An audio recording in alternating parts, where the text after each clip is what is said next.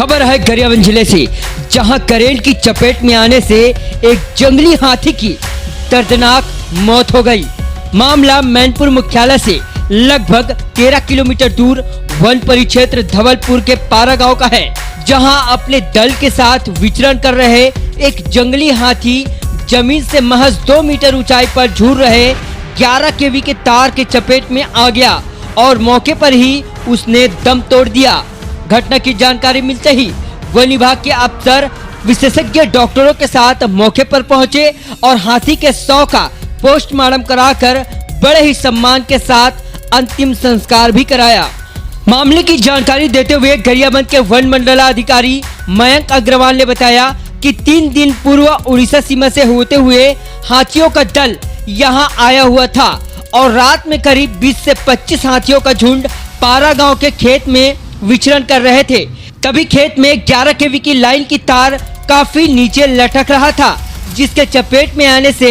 एक नर हाथी की मौत हो गई। 3 दिन पूर्व उड़ीसा सीमा से टाइगर रिजर्व होते हुए ये गरियाबंद वन मंडल के धवलपुर परिक्षेत्र में आया था। कल रात नदी क्रॉस करके 22 से 25 हाथियों का झुंड धवलपुर के पारा गांव से खेत में आगे विचरण कर रहा था, किंतु खेत में जो 11 केवी की लाइन पारा गांव से छतौड़ तक गई हुई है वो काफी नीचे थी, जिसकी वजह से करंट लगने से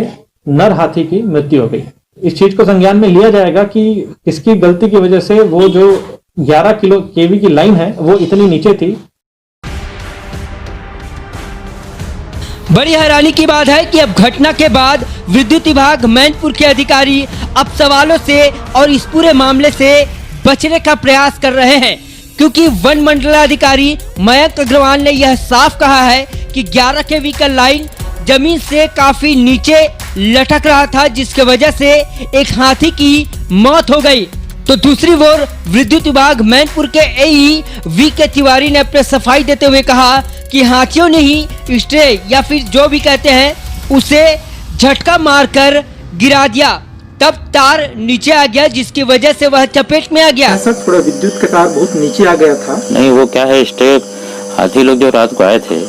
वो स्टे को पहले झटका मारे, स्टे टूटा है, टूटने के कारण झुक गया, झुकने से उसमें तार नीचे आ गया। वहाँ पे लाइनमैन कौन है सर, किसका क्षेत्र पड़ता है, कौन कार्यरत है वहाँ? लाइनमैन अभी एक संविदा कर्मचारी है मेरा, वो एक्चुअल क्या है, मेरे पास आदमी है ही नहीं, 3 ठोक हेल्पर है, तो वहाँ यहाँ पर एक ठोक हरि शंकर कर। अब सवाल तो यही उठता है कि क्या विद्युत विभाग के अधिकारी रात के वक्त हाथियों के बीच पहुंचकर इस पूरी घटना को देख रहे थे, जिसको लेकर विद्युत विभाग के अधिकारी ये कह रहे हैं कि हाथियों की वजह से जो भी स्ट्रे है उससे तार नीचे गिरा, जिसकी चपेट में हाथी आ गया।